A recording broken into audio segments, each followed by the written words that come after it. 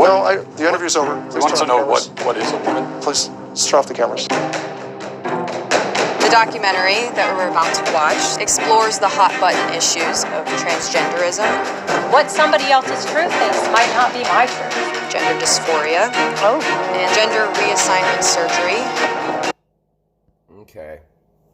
So Matt Walsh is very determined, very unprofessionally determined to expose this tragedy that's happening within society, which doesn't need to be exposed at all, because people should be well aware of this by now, that there are people who think differently than other people, and people who do have different truths than other people. You're probably going to say what I want to say already. Well, I thought truth is truth. And, well, it is. The problem, though, is it's been distorted, it's been manipulated, and it's been tampered with long before anyone was making gender or sex an issue. But the question I have for you is, when do you think all that started? When did truth become distorted? Well, let's think. Throughout history, everyone has formed communities and formed certain organizations based around, well, no matter what kind of organization you build, is based on a belief, based on a certain strategy and a goal. And you build all those ideas together, and everyone in an organization has to agree within the same terms, generally within the same terms, to continue to build upon that organization. If someone disagrees, they're obviously going to break off because they're not with the whole idea of that group. Why would they stay in it? They'd want to either leave, disregard it, do their own thing, or leave and build their own organization based off their beliefs and their ideas of how things should be.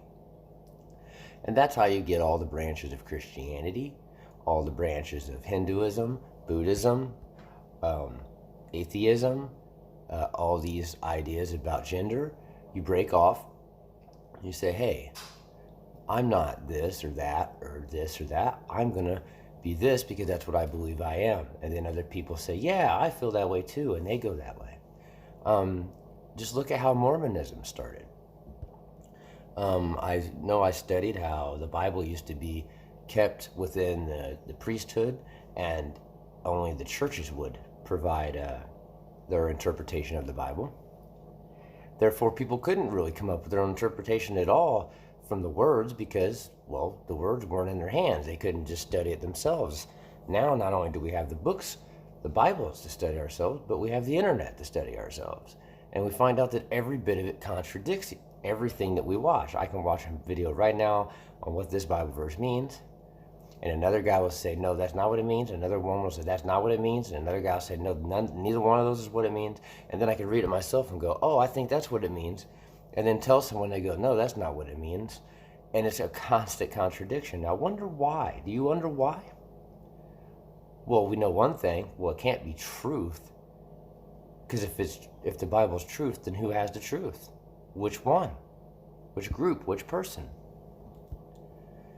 Isn't it interesting how the Bible explains how this would happen? How people would misuse the Word. They would misuse the Word of God. They would misuse the following of Christ. They would misuse His sacrifice, His purpose, His desire for the world to have peace and to work together and to be very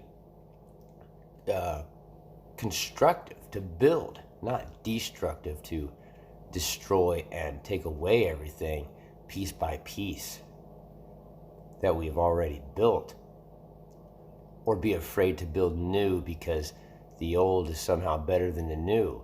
That just to build new doesn't mean new is better than the old.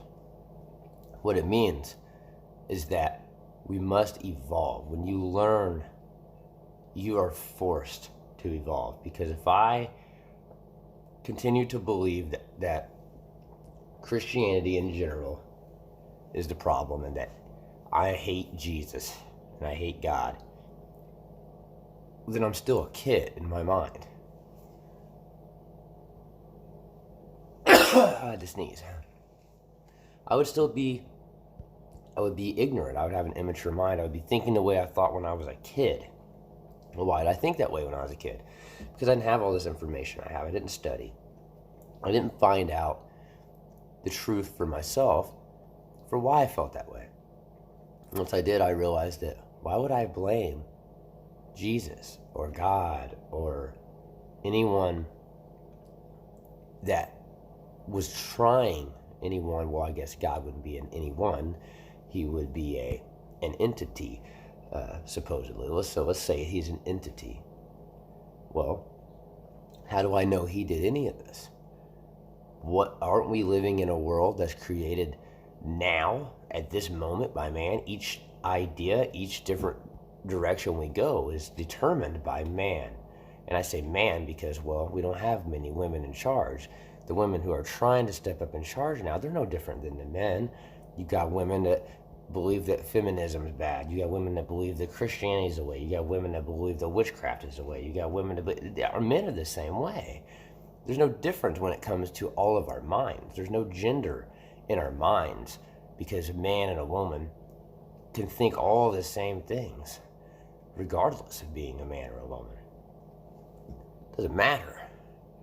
I can find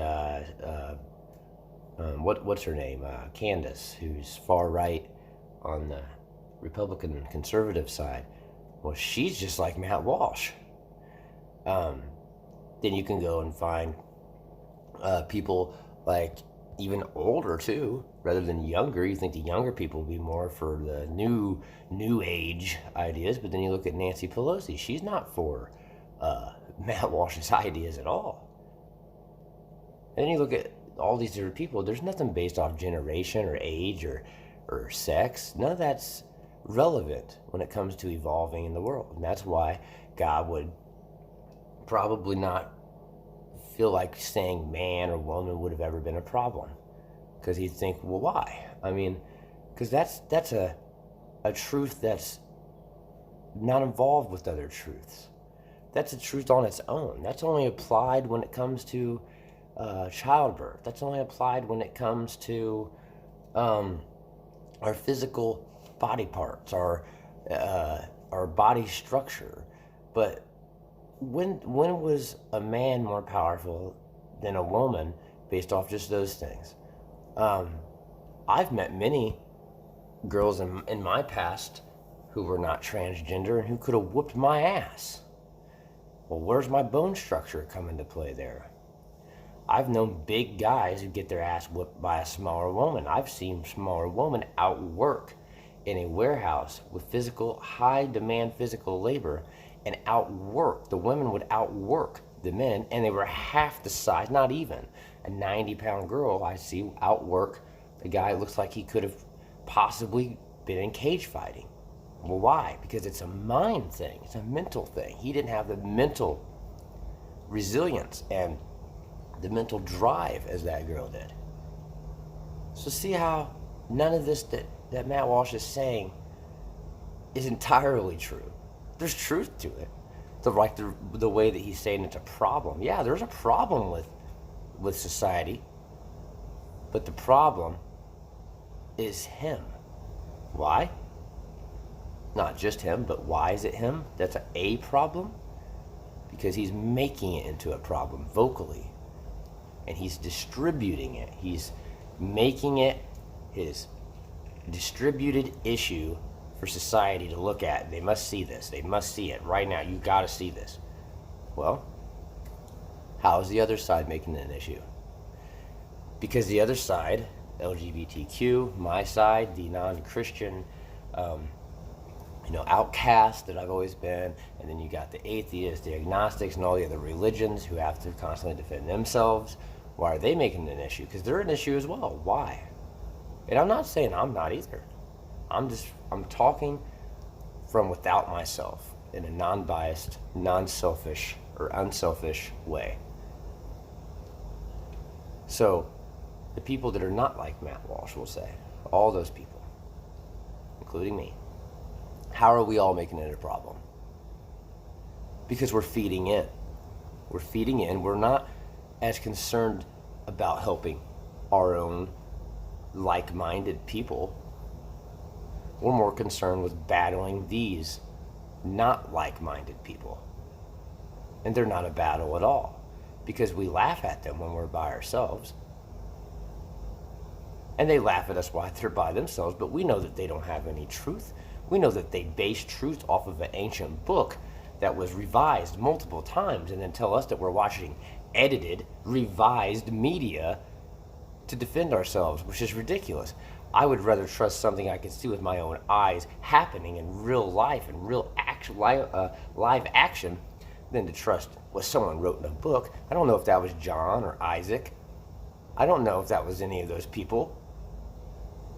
I don't know if that was God's word, when it's clear that they dreamed what God said or what God told them was true. Today that would be schizophrenia. That's dangerous. If I could just wake up like the Great Disappointment happened and just say that God said he's coming on this date, which they still do today. God or Jesus is coming back on this date, and then they go and they sit by a pond or stand by a pond and look up in the sky and wait for him. He don't come back. Uh-oh. Probably should have paid some bills, probably should have gathered some more food, probably should have kept tending to the garden. Oh, but instead relied on the message of one or two or a group of people who claimed they knew what you knew they didn't know. And that's the day and age we're back to. Conspiracy. Putting our trust in people who we know could have truth, but we also know that they also couldn't, because there is no truth in that. Truth is displayed in front of us, and if we trusted what was in front of us and trusted what's inside of us, we would not become a society that's concerned about what is outside of us. So seeking the truth is bias? Do you think this film is going to make some people upset? Absolutely. There are more than two genders. Absolutely.